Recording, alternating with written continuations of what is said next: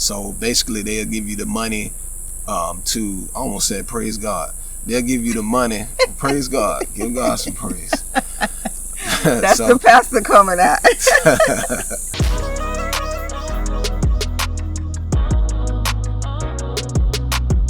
Hey guys, welcome back to our channel. If this is your first time here with the General family, I'm Carrielle. And I'm Philip, and we recently closed on 5 acres, and we're bringing you guys along with us every step of the way. Today we want to share with you what we learned so far about the process of buying land.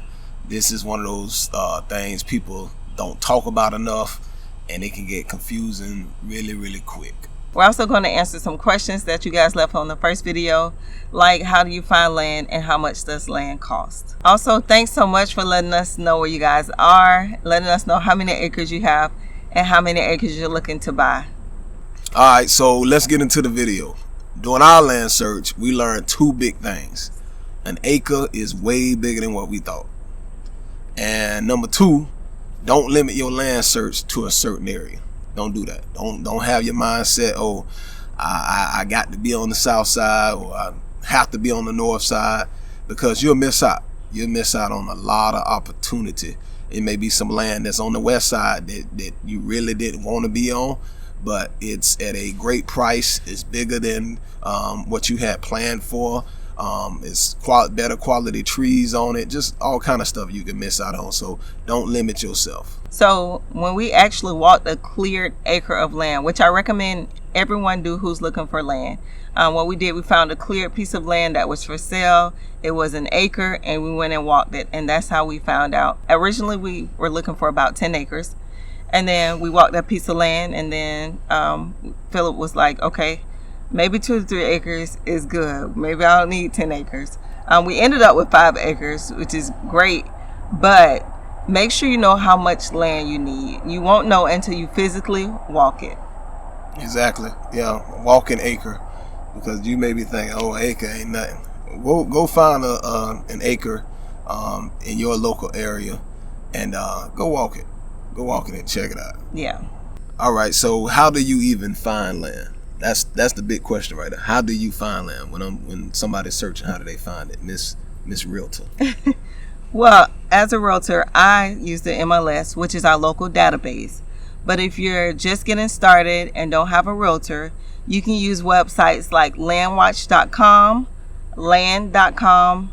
Of course, you can use Zillow and realtor.com, and look specifically for listings marked vacant land or lots. And just to add on to what you're saying, some listings don't even show up on their site. Yeah. So it helps to just check around, and also just ride around in your areas, ride around in your town, and you may see a for sale sign on the land. Some of them are for sale by owners, because everything is not listed online. That's so true. So he would randomly say, hey, let's go look for some land today, and we'll get out, go riding, take the kids, walking all through people's land, through the lots, checking on them. Of course, we always with permission. Though. Yeah, we always just don't go up on nobody's land. You might get, hurt. Yes. So, like I said, I'm a realtor, so we do get permission to look at these lots before we go and walk these sites. Right. Which brings us to our next point: how much does land cost? Well, land prices vary a lot depending on where you are. There's not a magic number. This will vary based on a number of things, and it depends on location, zoning, and access, utilities, and so much more. So there's not a one size fits all. And sometimes land that seems cheap may have a catch. Yes. May have a catch, especially in Florida, like wetlands, poor road access, zoning restrictions. Yes. It may be a reason why it's cheap. So that's why you have to do your due diligence. Due diligence, to get that right. Yes, we've looked at different properties that may have been 10 acres. And out of those 10 acres, there are only 2 acres that are buildable, and the other acres are wetlands.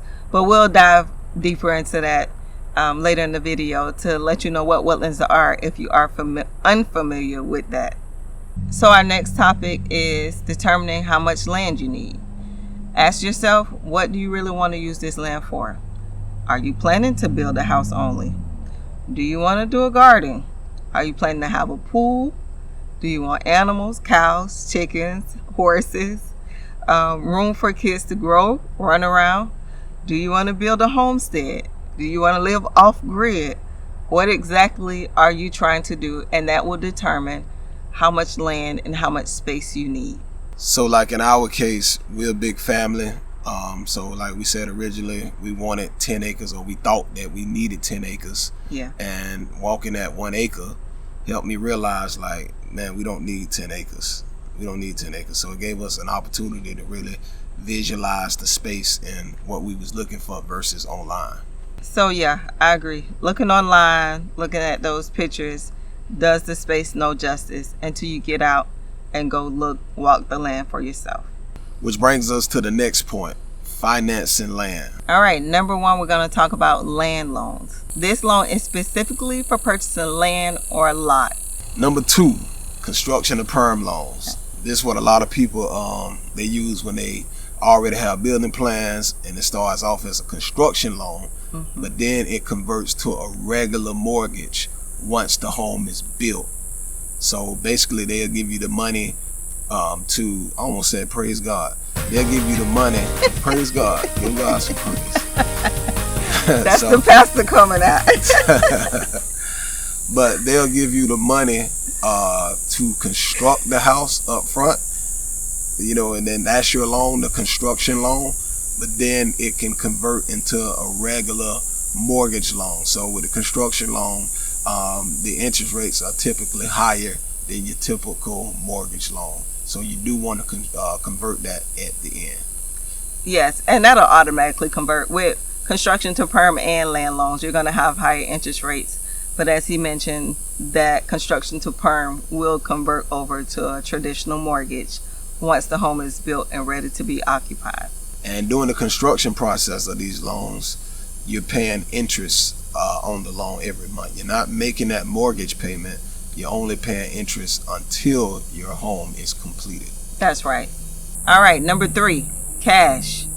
You know what they say, cash is king. So if you sold a home, like many of us have done, or if you just sat and saved up money, you can always buy land using cash. But again, most of us might not have the cash laying around. So this next option will be great for you. All right, number 4, owner financing. Yes. This is what a current landowner acts like the bank. You pay them monthly instead of going through a traditional lender. Yeah, so this does not involve pulling credit or anything like that. That owner is the lender.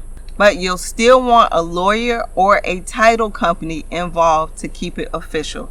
The title company will write up the documents and everything will be official and recorded properly. This way everybody stays protected during the entire process. That's right. All right, yep. So those are the 4 most common ways of getting you on your journey to purchasing that land and building your house, your homestead for your family. So those are the avenues that are most commonly used to get you there. That's right. And if y'all want a video that's diving deeper into those 4 common ways, let us know in the comments. Y'all drop a comment.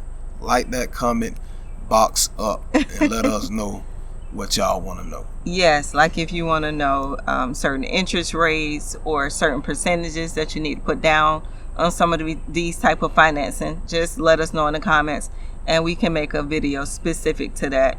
I've been even thinking about possibly bringing on a loan officer friend to kind of give a deeper, more educational, informative dive into that. But just let us know. All right, so let's talk about zoning. Yes. Let's talk about zoning. Zoning is how your city or county classifies your land. Yeah. And what it can be used for. You can't just build anything anywhere. No. All right? Can't just build anything anywhere. That's why you don't see a McDonald's on your street. That's why you don't see a Burger King next door to you. Because of zoning. All right? So you have some common zoning types. Yeah. All right. Number 1, you got residential. That's for homes. Residential is for homes, living places where you plan to dwell in. Yeah. All right. Then you have agricultural, which is for farming animals and gardens, etc. Then you have commercial. Commercial is for business or retail. And then there's industrial for factories or warehouses. And sometimes you can have these zones mixed a little bit. Yeah. You may have a zone to where it's residential plus agricultural. So you can live there as well as farm there. So before you buy a piece of land, make sure you check with your local county or your local city.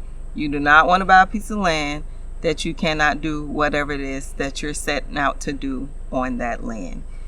So all my homesteaders, if you're looking for land to homestead, make sure you're looking for those agricultural pieces of land that's out, away from everything, with lots of acreage. So depending on what you need, make sure your zoning is correct for what you're trying to do. Which brings us to our next point, surveys and GIS maps. So let's talk about land surveys. This is very important. One of the most important things if you're buying land is to get a land survey, a land boundary survey. That land boundary survey is going to tell you how big your land is. It's going to show you the boundary lines. It's also going to show you those wetlands that we briefly talked about earlier and that we're going to tell you more about later what they are. So the GIS map, another tool to use, which shows let me give you a breakdown. It's GIS, G-I-S.